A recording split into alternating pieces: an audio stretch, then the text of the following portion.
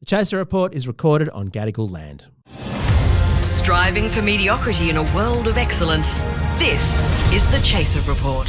Hello and welcome to the Chaser Report. Dom Knight here with the 2023 return of none other than Sami Shah. Hello, Sami. Hello, where have you been? You guys stopped calling me, you stopped writing me, you basically just left me for dead is what you did back in 2022. We did. Charles and I decided for a long period there that doing it in Charles's lounge room was the easiest mode. Just anything that was external to us was too much effort. So stay with us to the end of the podcast because Sami has a ridiculously generous offer, to be frank, on tickets to his forthcoming comedy festival show in Melbourne and Sydney. It's called Successful Comedian, and he's going to reveal how you can get tickets for stupidly little money at the very end of the podcast. You could skip all the way now if you wanted to, but why don't you listen to us discussing, I don't know, the New South Wales state election in the meantime. How is Melbourne? Because I've got a theory that I know you'll actually be on board with, which is that we need to put aside the enmity between our two fine cities.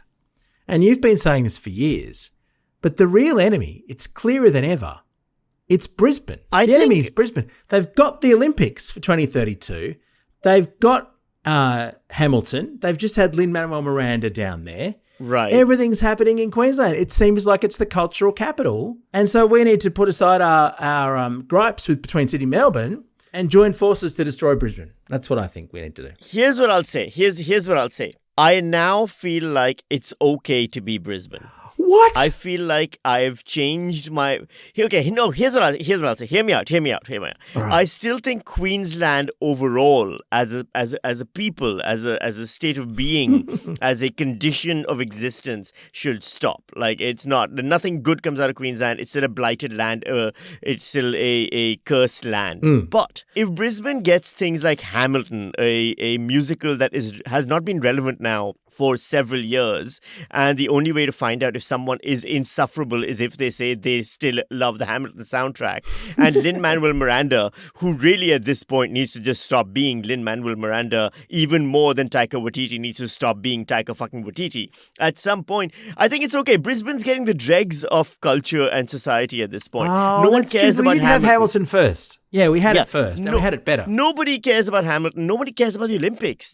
I didn't even know the last Olympics when they happened. I don't care about the next one. At this point, the Olympics is basically a challenge to see which, human rights violating countries, like crimes, will we ignore as we watch them walk past. And it turns out it's ours. It's our turn. Our turn to have our human rights violations ignored. And it's the Olympics. Who cares? The most interesting thing that ever happened in the Olympics was someone once put a bomb in a backpack and they made a movie out of it in the 1992 Atlanta Olympics or whatever. The movie's called Jewel. It's a good movie. Watch that. Far more interesting than anything that's ever happened in the fucking Olympics.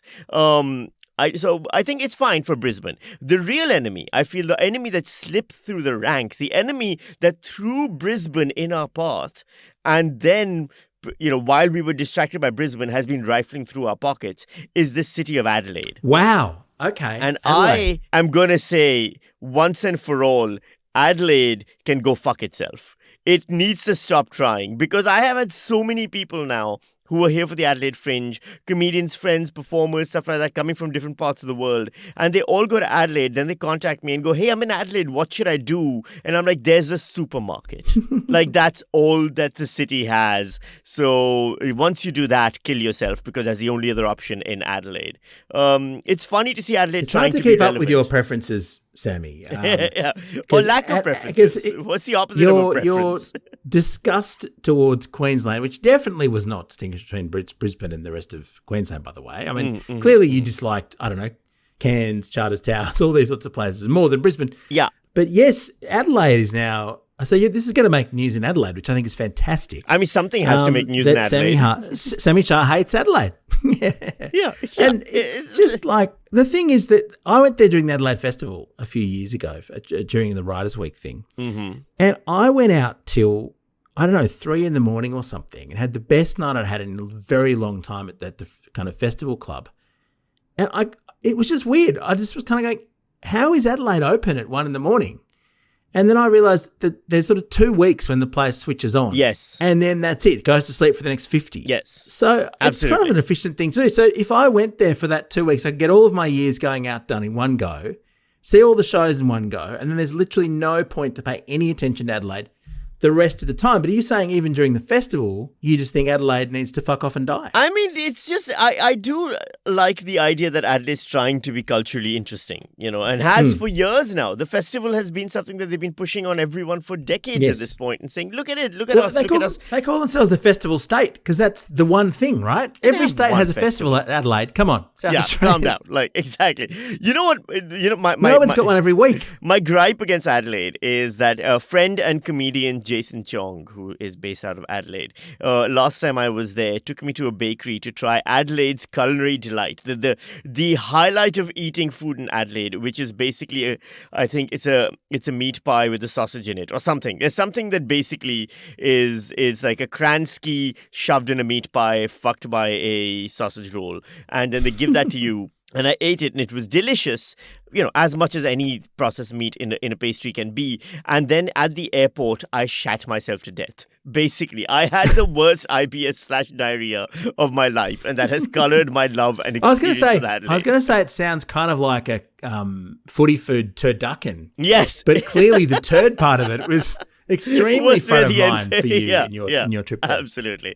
But that's basically it. Look, here's the thing. Who cares about city rivalries? All the cities in Australia are largely they're similar, they're same-ish, they're fine. We've got immigrants are moving here from, I've got a friend moving here from Pakistan soon. He asked me, he's like, hey, I'm getting a job offer in Sydney. Should I go there? I said, yeah, go to Sydney. Rent's expensive. Come to Melbourne. The food is better. He's like, what about Perth or Adelaide or Brisbane? I said, just stay in Pakistan. It's fine. You don't really need to come here anymore. And, that's basically been, I think, the way it works with Australia. Well, I remember you had some trips to Perth that you quite enjoyed. I find Perth odd. I find the notion that you can go that far away from the East Coast and it still sort of be the same. It's like we have the East Coast, we're kind of close together, Sydney, Melbourne, Brisbane. Yeah, you're right. This is an outside perspective of someone who's lived overseas much of his life. They are, broadly speaking, similar. The differences are infinitesimally small. Like we overanalyze them. But to go that far from anywhere and still have a generic Australian city with the same sort of boring shopping mall in the middle and the same brands, that is weird. It's like an uncanny valley Australian city transplanted to the middle of nowhere. It's the furthest capital. I think it's the furthest city of more than 1 million people from any other city with more than 1 million people in the entire world. It is Nowheresville. It's like humans find a land on Mars and we get out of the spaceship and we walk onto the Martian surface and a bogan with a mullet walks up and goes, "G'day," and you're like, God damn it, here? Perth is here now? And there's a fucking Boost Juice that somehow was set up beforehand, and the same Kmart and all the same brands everywhere else. Fucking Red Rooster will be there. So hang on, so you're in New South Wales. Are you guys excited about your upcoming election? Are you hyped about it? I'm extremely. Yeah. I'm extremely excited. 25th of March, because that's my daughter's 5th birthday party. There's also an election on that day. Did they do that on purpose? Do you think they matched it with your daughter's birthday as a special present? Well, to be fair, we have fixed term elections here, so they were there first. But I didn't realise that by having our daughter's birthday party on that day, we would get out of a deluge of messages demanding us to help the PNC with the election day barbecue. It's insane. Every day for the past week via whether it's WhatsApp or the school app or an email. Hey guys, do you want to bake a cake for the PNC? Do you want to come and barbecue stuff at 6 a.m? And it seems as though the entire educational future of my daughter depends on the PNC election day barbecue. And what do they do in a year without an election? There was one last year. There's one. What do they do next year? There's no election. Are they going to have enough money to actually fund the school? This is what we're reduced to. Basically eat. This is it, yeah. We eat crap so that our children can be educated. So that's election day. I suggest everyone have a birthday party on election day so you don't have to help, basically. It seems particularly galling, too, that we are providing cake just for ourselves, not for the PNC. So there will be cake. Oh yes, lots of cake, but it's not going to raise a cent for the school. What's the issue that everyone's excited about? Is it the thing about the pokies and all the drama around that recently? Is it the vague announcement by Perrottet about some kind of fund for people who have babies or whatever? Or I'm impressed that you're across New South Wales politics to this degree, Sammy, because the most exciting thing about election night, and it really is, I mean, to me, it's why I'm out there drinking and celebrating, is because it means that for the next 3 years and 11 months, no one will pay any attention to state politics at all. Right. Unless the Premier's so corrupt that ICAC sacks them and we've got to get another one, which happens every so often in this state. There are a lot of issues, but it's kind of strange because you've got two very similar leaders. Like Dominic Perrottet, no one chose. He was thrust in there after Gladys Berejiklian, and it was quite popular really during COVID. People thought she was very competent. I know Victorians hated her, but in New South Wales, she was very popular. But she sort of imploded her entire career over the worst boyfriend ever, a guy called Daryl. And I think the warning was there on the can at the point where she was dating a Daryl. Yeah. Anyone who wants to, ladies. Anyone who wants to fuck a Daryl is already making poor life choices, and that should reflect in their career choices as well. And to be honest, the number of things Daryl was telling her about that he definitely shouldn't have told his boss about, that he was doing that ICAC might want to investigate. Like, let's just say the red flags were quite large, which is why there was an ICAC investigation, which hasn't found anything yet. We don't know what their view is going to be, but she had to get out of there. Anyway, so Dominic Perrottet arrives, and the main thing that we know about him, and this is what they lent into at the campaign launch on the weekend. He had many kids. He had 6 children at first, but then that wasn't enough. So he's now got 7, which is the biblical number of perfection. So I'm hoping he'll stop, but I doubt it. I think he's going to go for double figures, Sammy. I mean, look, you got to admire. Surprise. I think you got to admire a premier who is virile. I think we've got too many, you got too many beta males, out there right now running for premiership. You need an alpha, and Perrottet's got alpha, and he's got big alpha energy.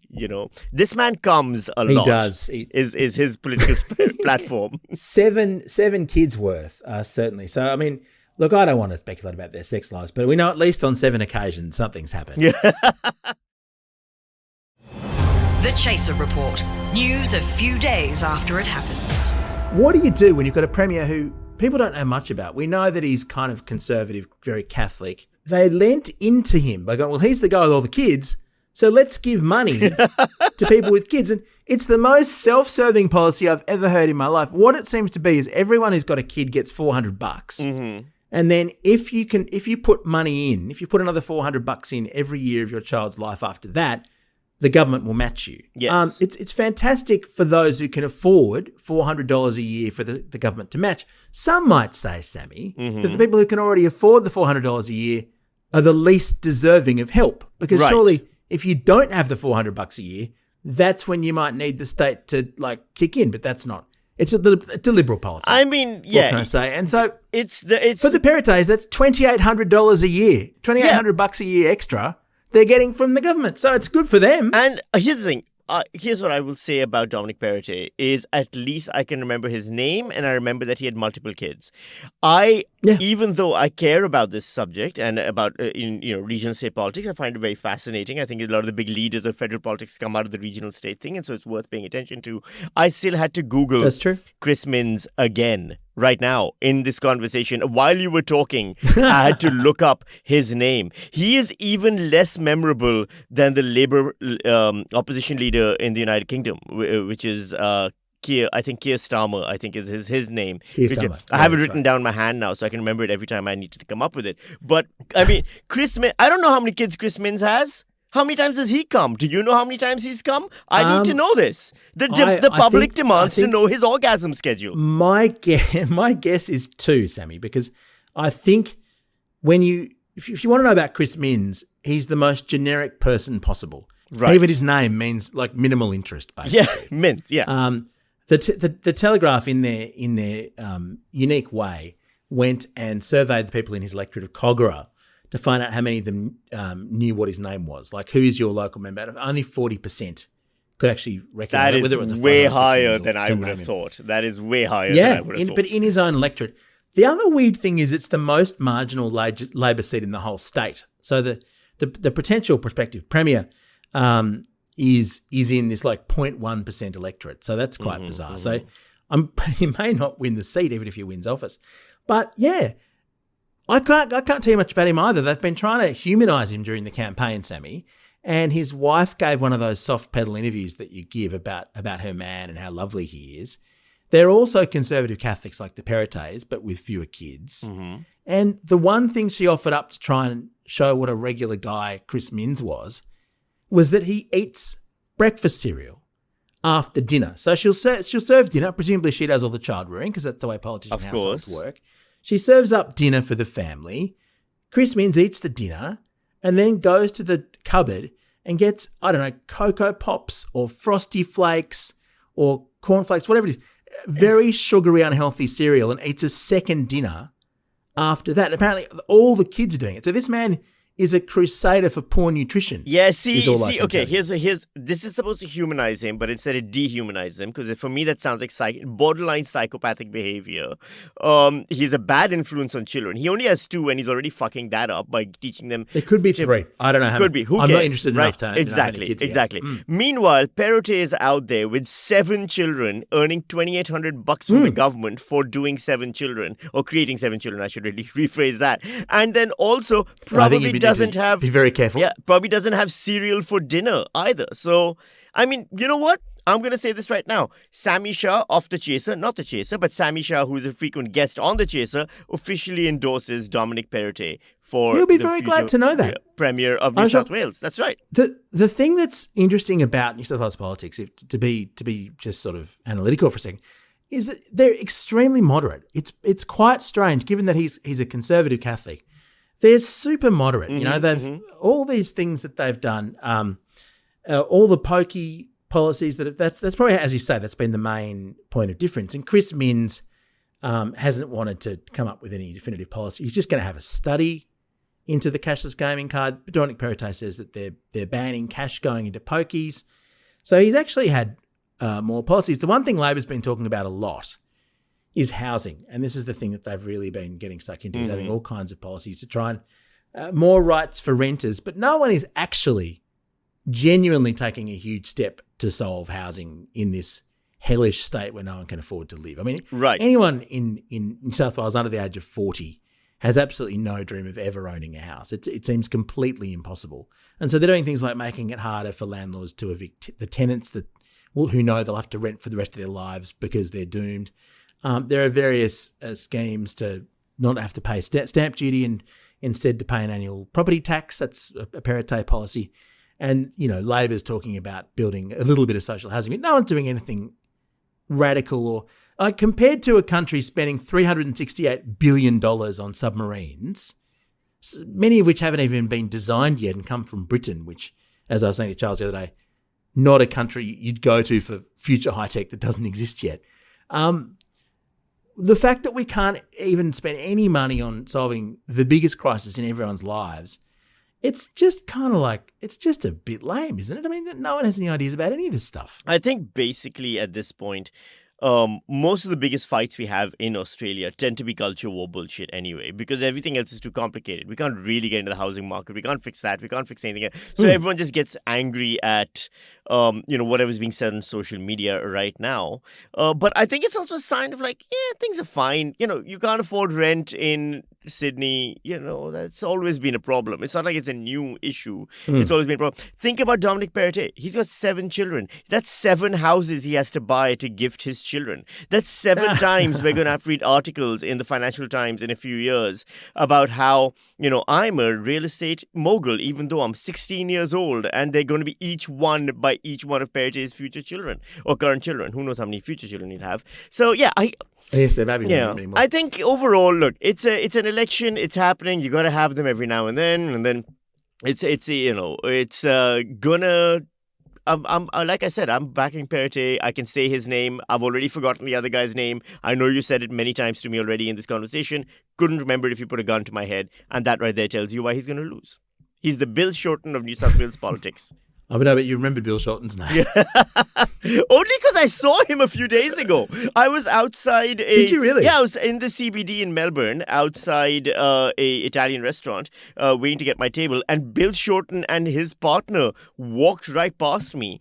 And here's the funny thing, I'm the only one who cared. Not a single person outside gave a shit. And I was like, wow, imagine going from possibly the future Prime Minister of Australia to someone everyone's ignoring. That has been... Well, demonstrably, the people of Australia on 2 occasions were very indifferent to very Bill true. Shorten. There was a time just before the second election where he was running around in T-shirts saying Chloe Shorten's husband. It was like this cute thing.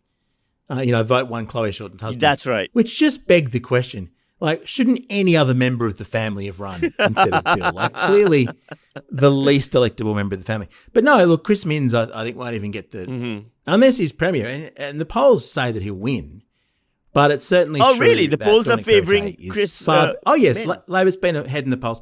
Just because the Liberals have been in for 12 years. Fair enough. That's the only thing. So it's basically, on the basis of personality, Dominic Perrottet would automatically win because people know who he is. And the amazing thing is even the whole Nazi uniform thing didn't really stuff him up that much because he's just been, he's just always in the media cheerleading, going out and spending money on the nighttime economy and stuff like that. Like he's just sort of always wanting us to spend more money and giving us vouchers. We just constantly get vouchers from Dominic Perrottet to spend on things like, and again, helping out his own family enormously. Right. Yeah. The Premier's back to school voucher, we also got a couple of $100 to spend on, I don't know, textbooks or uniforms or whatever. In his case, many thousands of dollars. Yeah, exactly. Because it's per child. Now, if anyone's... Look, maybe that's the strategy. Maybe the real lesson here is you and I need to just have many children. Because that's the only way to guarantee yourself a secure economic future now. It's like when I was in Pakistan as a journalist, I used to go and interview poor people in villages and stuff. And I went to one village once, and it was the poorest village in Pakistan, which means it is one of the poorest villages in the world, right? And there was a man in the village who was one of the poorest people in the village. So he might be one of the poorest people in the country of Pakistan. And he had 11 children. And his strategy was, they're going to all grow up and they're all going to get jobs and then they're all going to support him. And I think maybe that's... Sammy, I actually interviewed I interviewed a demographer not long ago about this, and he was saying that it was quite funny because the one-child policy ended up being completely unnecessary. Yes. Because the key point in any transition from being a poor country to being a rich country, as China has done, is that you'd no longer need to have lots of children as a strategy for future wealth. Yes. So it's true of you, the guy in Pakistan, but cost of living pressures are so high in New South Wales that clearly we're going in the other direction. And Dominic Perrottet knows this. And so maybe what we're going to do instead of, maybe the solution to the housing crisis is just to do what the Perrottets do and instead just combine families. Like maybe everyone from the Chaser should just all go and live under the same roof and have, 10 children sharing 2 bedrooms or something. And that way we'll be able to afford a house in Sydney. I mean, that might actually... What's the current childed rate in the Chaser, in the core team? How many of you have how many kids? There's an average of 2 per person. Exactly. You're Chris Minizing this shit. You guys really need to up your game. We're total minces. No, look, everyone in the Chaser now has children, and one has 3 and one has 1, and so everyone else has 2. All right, average it out there. All right, we are nothing if not average, as people who know probably, well understand. Now, Sammy, if anyone's in the unlikely event anyone's managed to wade through all this discussion about Chris Minns, you are actually coming to the state of New South Wales. I am indeed in the not too distant future. That's right. I'm not just in New South Wales. I'm performing in Melbourne as well. The comedy festival season is upon us. I wasn't in Adelaide because I give a shit about my sanity.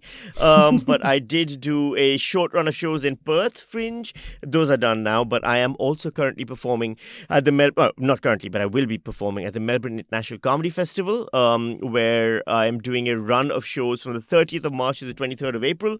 So the full festival, like all 4 weeks. Bumper. Yeah, all 4 weeks at the Chinese Museum, which is the venue. That's a great venue. It's a great venue. I was just past that the other night. The other day. It's a really good venue. It's a beautiful venue. And the show is called Successful Comedian, ironically.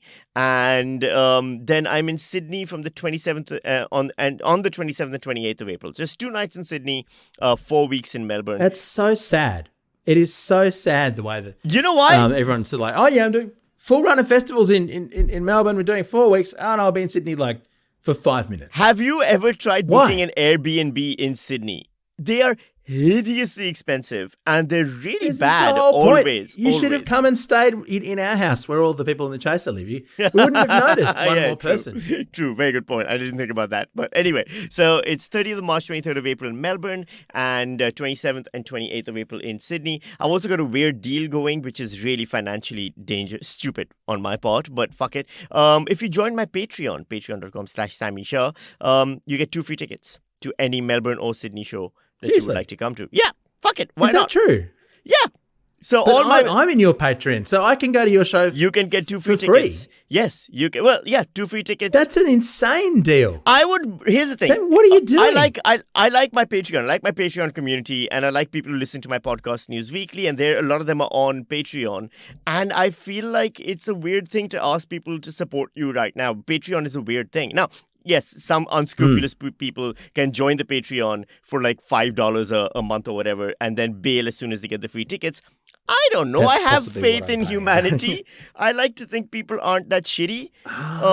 And so This is why your show is ironically called Successful Comedian. I like doing comedy for the sake of doing comedy. I'm not going to get rich doing comedy. At this point, I'm definitely not going to get a Netflix special or win any awards or anything like that. But I still love doing comedy. I'd rather have bums on seats than money in the bank, it turns out. So You'll literally have bums. Yes. Bums is all that will come. There you go. So- Fantastic. yeah. So go and see Sammy. If you like our podcast, of course, you'll love the show. Go and check him out and his podcast News Weekly as well. Thank you, Sammy. Thank you for having me. Our gear All is right. from Rode, and we're part of the Iconoclast Podcast Network.